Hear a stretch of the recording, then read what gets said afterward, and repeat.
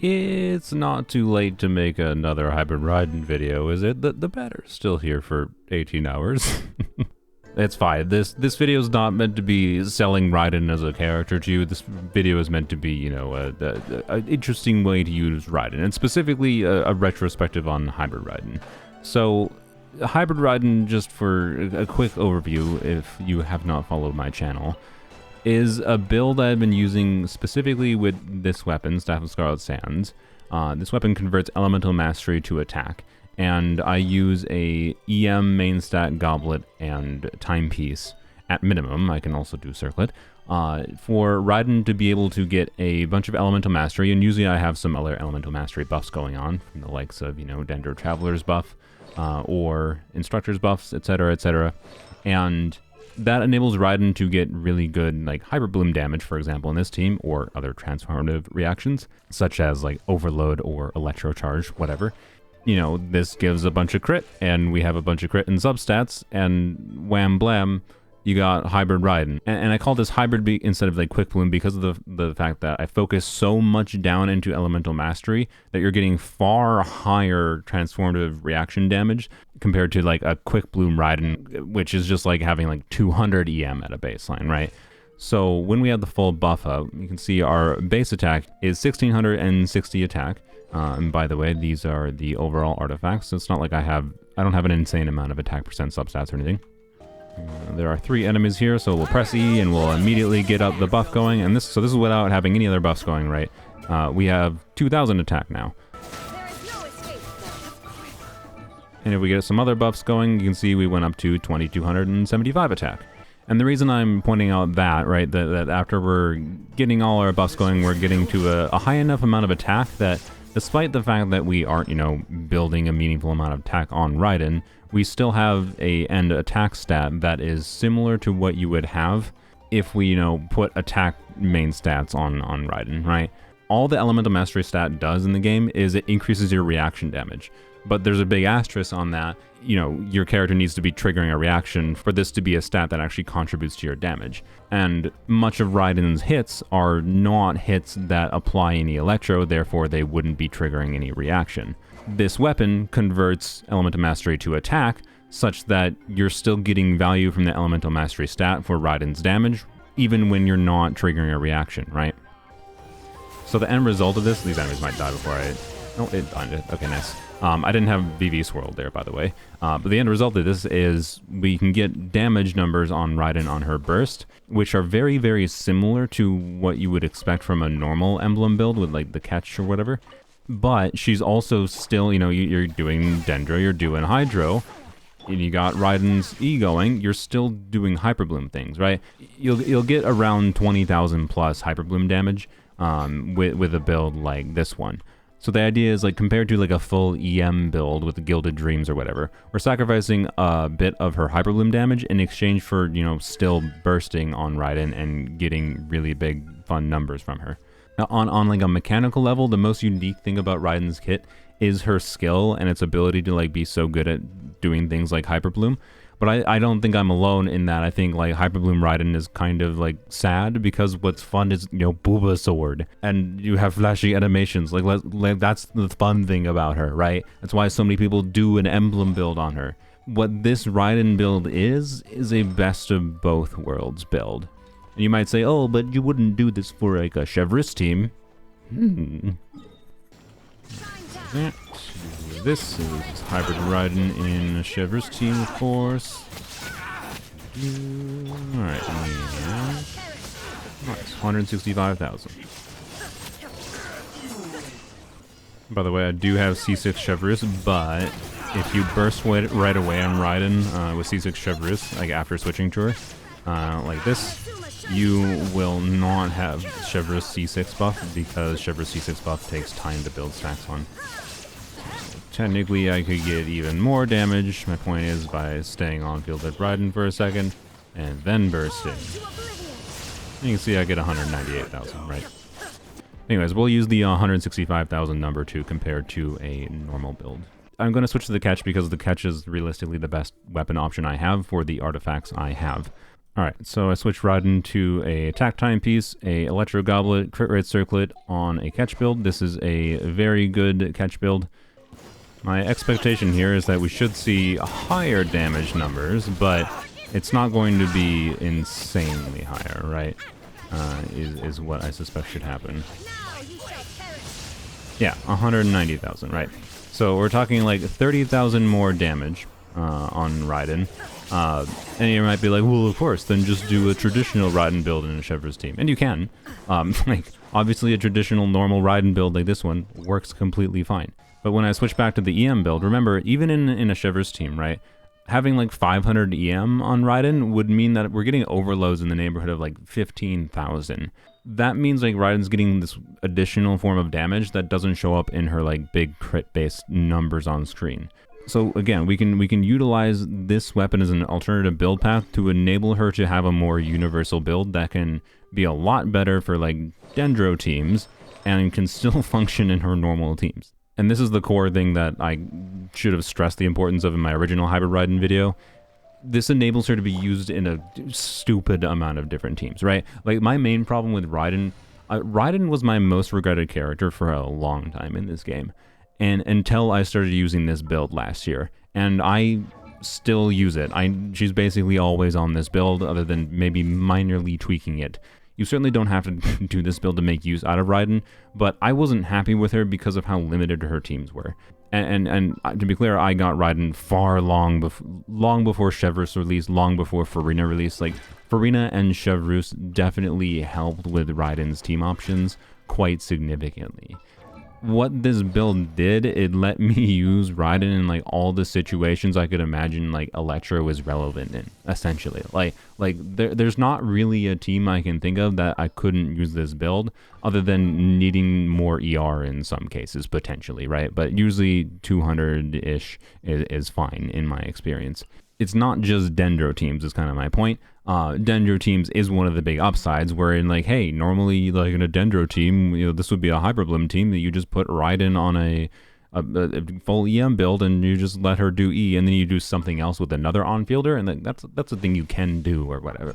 It's a good use of Raiden's kit, but you can still use Raiden as the carry herself when you do something weird like this, right? You can get good Hyperbloom damage and get really good talent damage at the same time. I suppose I should probably go show this team. I'm gonna show this team as like a starting point here. Okie dokie, we'll do this. Do that. Do that.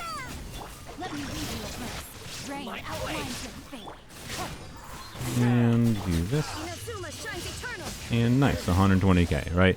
And one of the notable things is because, you know, we're doing aggravates, we're getting quite significant, you know, see 30k aggravates on charge attacks, and sometimes we can get like, you can get really big aggravates on our skill too when it applies Electro. Since I have used this build a year ago on Raiden, I have now been able to play Raiden and enjoy playing her in so many different teams. Like, as far as like a Dendro team format, you can swap out for many different Dendro units. You can swap out your Hydra unit. Usually I'd prefer like Yelan, for example, for more buffing, or, you know, Farina obviously is good. And then you can swap out Kazuha for, you could do a second Electro if you need more, you know, official Electro application for shield breaking, or just whatever. If you want to see one of the strongest combos I have on my account, we're going to do Nahida, Farina, and we'll do Bennett as well. We can also do Sara, by the way. I have played Hybrid Raiden with like C6 Sara. She does work for this as well. I do have Nahida C2, which obviously with Nahida C2 gives like kind of half of Raiden C2 because it gives some depth shred. Yeah, so the team is substantially stronger because we're adding Farina as a damage dealer. Didn't see the damage number we got there. I guess I'll retry. The enemies are dying here before we like even Raiden burst. So like, yeah, like Nahida's damage plus Farina's damage makes this team a lot stronger. Not just, you know, Raiden being able to get more damage is kind of my point ultimately. But you know, there's potential. The thing that's important here is there's high potential. You stop blocking. There we go. There is high potential. Nice, 186,000, right? There is very high potential for, you know, many ways of buffing Raiden still in this team, or not just buffing Raiden, but buffing the team's damage, right? And there's an extremely high level of adaptability that this kind of team has. And you can see this is a situation where I might have needed a little bit more ER. But of course, you know, we are able to slot in a pyro unit, for example, this team still, because, you know, we got the flex slot, and we could deal with this chamber without a problem. Oops, well, as long as you don't yap and ignore the fact that you're almost dead. Like, it's kind of crazy to me how I can look at literally any enemy situation and be like, yep, I can make a Hybrid Raiden work. The thing I want to emphasize is how you can do Raiden's fun carry playstyle in a vastly higher number of teams by doing this. That's just the main thing to keep in mind, right? This gives her so many more team options versus like the normal carry Raiden playstyle. She has like 3 compelling teams pre-C2 for her carry playstyle. And that is essentially Chevre's team, so that would be like, you know, with Xiangling, like I showed before. And then, of course, there is Raiden National, right? Something like that. And you can like swap out, you know, Xingqiu for Furina in Raiden National. And then you can also do something like Furina, Yelan, Jean, Raiden, right? Those 3 team formats are relatively limited. It's better than it used to be, right? Again, like, Raiden was a character I regretted because of the fact that like, these teams didn't exist before, but now they do, which is good. And by the way, you can see Hybrid Raiden still works in this kind of team too. I actually really like Hybrid Raiden in electrocharged teams. You don't have to change the build, and it enables you to like start doing Burst Raiden playstyle with like Hyper Bloom teams. Dendro Traveler, Xingqiu again, and then, I don't know, yeah, Rosaria. Rosaria gives some crit buffing and some off-field damage of her own. I don't think my Rosaria actually has artifacts, but oh well. Obviously, without Kazuo here, the talent damage is going to be much lower, but it should still be functional, I would think. Yeah, still good 70k damage, right? And yeah, right, and there is some value to adding a cryo unit to the team because Hyper Fridge Hyper Fridge is interesting. You can get like more Dendro core generation when you're using a low Dendro applier like Dendro Traveler, on top of the value that like freeze, because it freezes enemies. It's like defensive utility. Hopefully you get the point, right? You can tweak around different Dendro units, different Hydro units. You can do so many different combinations of different teams with Hybrid Raiden. And there's more nuanced things than this, even, like, that I'm probably not going to get into. Weird, like, low field time versions of Raiden, where I, like, end her burst early on purpose in favor of, like, spending more field time on another unit, right? Which Navi is a weird example, right? But you could technically do it. You could do Furina, Baiju, do Hybrid Raiden, and Navia.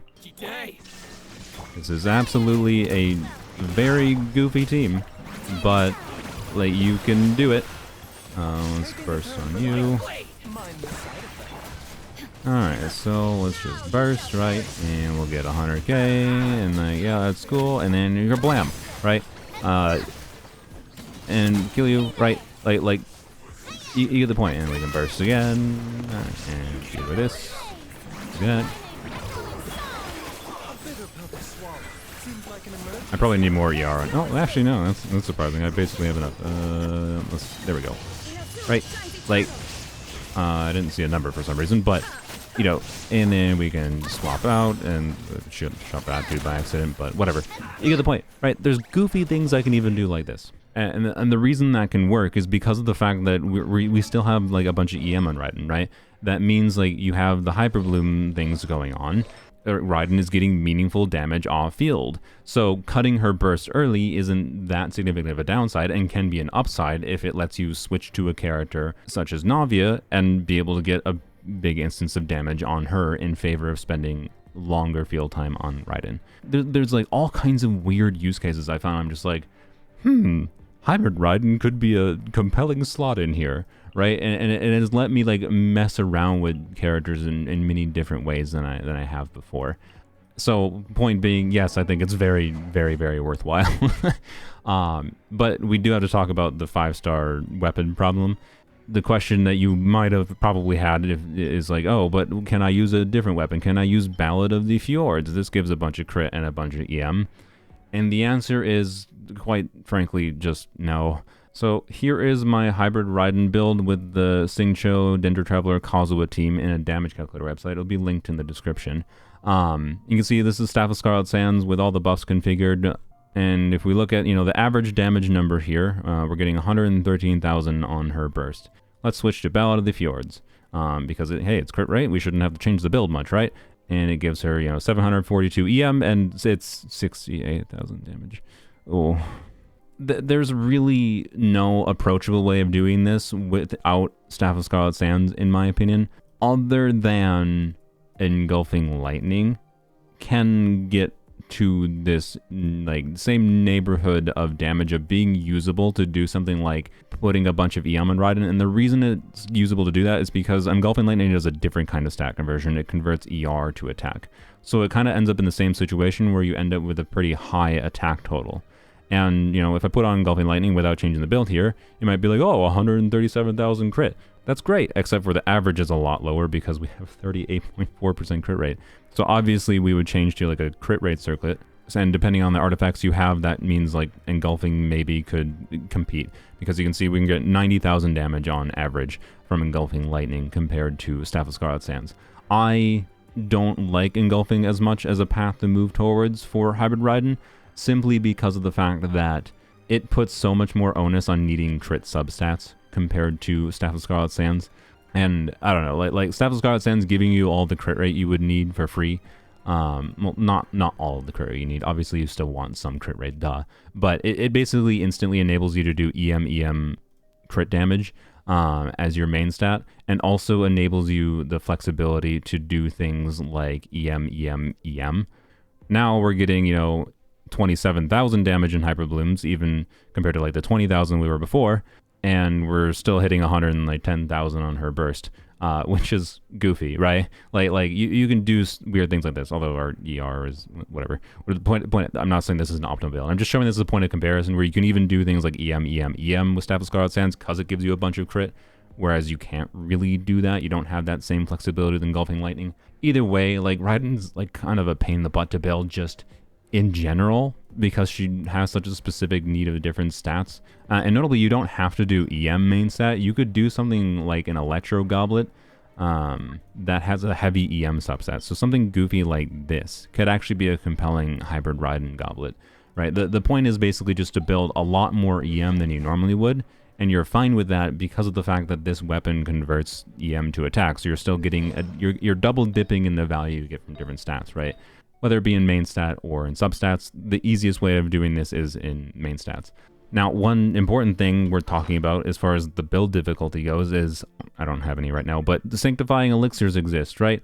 The fact that we can select, EM main stat and then crit rate, crit damage, or EM crit damage ER, which might be the priority stats actually with Staff of Scarlet Sands because it gives you so much crit rate for free. You get the point, right? This system does make it easier to do this build than it was before. I do think it is really important to remember also that attack percent substats, when you are not running Bennett on a Hybrid Raiden team, which obviously you still can run Bennett on a Hybrid Raiden team, but attack percent substats are very, very valuable as well. I imagine many people would say this artifact looks kind of cope, but it's actually very good. Obviously, crit damage would be nicer, particularly with Bennett teams, but it's still providing a meaningful amount of stat value. Ultimately, there is more ability than there was before for us to be able to achieve these kinds of goofy builds that seem hard to get because of the stat requirements. I don't really feel like the difficulty of the build is a downside anymore, especially because Raiden's just a pain in the butt to build on an emblem build regardless. The other reason that and this was actually one of the main reasons I thought it was worthwhile to make a video again, was that weapon banner, it's now easier to get a weapon than it was before, right? The way the weapon banner worked before, of course, is you needed 2 fate points to guarantee a weapon, which means the worst case scenario was 200 wishes. Now the worst case scenario is 130 wishes, because soft pity starts at 63. And that makes it much more accessible, I'd say, to a player. If you really like Raiden, you want to be able to use her carry playstyle in more teams, right? You can just save 130 wishes and you can guarantee being able to do this build. This weapon is the component that is necessary to really make the magic work. If you already have Engulfing, you could just probably head down the Engulfing route and try that instead. If you don't have Engulfing though, I would, in my opinion, I actually think it makes the most sense to go for Staff of Scarlet Sands on Raiden, in order to enable this kind of build that enables her to be used in so many more teams, more than it actually makes sense to go for C2 Raiden. That's my opinion. Having used Raiden, and I've used Raiden with constellations, by the way. I have a high constellation Raiden on my Polearm-only account. Anyways, yap. The weapon's easier to get now, right? But now I think there's a lot more compelling reason to actually go down towards this path. The conjunction of Sanctifying Elixir and Weapon Banner being a bit less cringe means it's not as hard to plan around this. Maybe you already spent all your wishes trying to get C2 Raiden anyways, and you would have wished I made this video earlier. I don't know, I apologize that. You should have just been subscribed already, because if you were, you would have followed my content. No, I randomly use Hybrid Raiden all the time, and you would have understood without ever needing to watch this yappy yap video. I think that might be all I have to say about Hybrid Raiden. But I will end off, we'll end off doing an Abyss run, I think.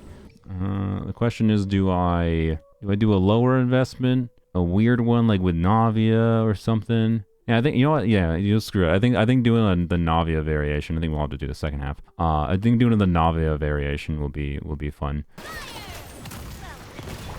I will say that using Baiju in this team as solo Dendro can sometimes be a little bit annoying to keep up Quicken application consistently, but you know, it's not too much of a problem.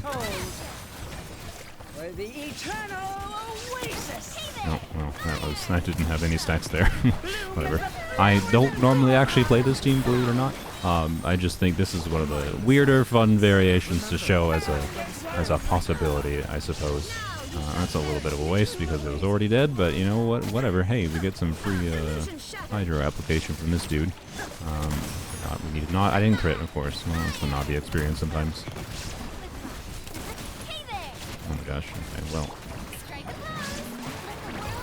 I can't say this has been played very well, but you know, look, I need like half a percentage more of ER in this build for this team. Alright, bam. Oh, didn't quite kill him. Okay, just die. There we go. I was building stacks, but I don't think I really needed to. Yeah. I really like these goofy I like dual DPS teams in general in Genshin. They're very unconventional, but I think it's important to showcase that these are, you know, functional enough at decent levels of investment. I guess I should just actually, one interesting upside of like doing this again is being able to just spend field time on Navia if like I don't quite have my burst up on Raiden, right? I hadn't considered that initially, but that's what I should have done right away. But yeah, I don't know, right? It's interesting to think about how you can do like these different like non-optimal things, but still have more than enough like DPS potential to be able to clear the game's content. That was a heckin' waste. I mean, we saw the damage number at the very least, but oops. Oh well. Let's do with that. Let's do with that. Do this. And I guess we'll start with this. Yeah, I'm certainly not going to say I have played this optimally. Blam. And then we can ride and burst. And blam, get 100k there, right? Like, is that not kind of cool? I think that's pretty cool.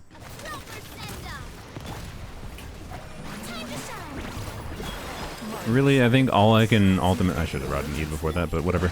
Really, all I think I can ultimately say is that, you know, this has taken Raiden from, you know, being a character I rarely found use for to a character that I enjoy playing. Like she's one of my units I prefer to try to play using this kind of build, because of the fact that she has all these weird teams that I can use her in, right? I probably should have done that. I just think it's cool. That's kind of all it is. I mean, we'll land and then burst. Bam. Nice. We got 126,000. I actually did timing things properly for buffs. Alright, bam.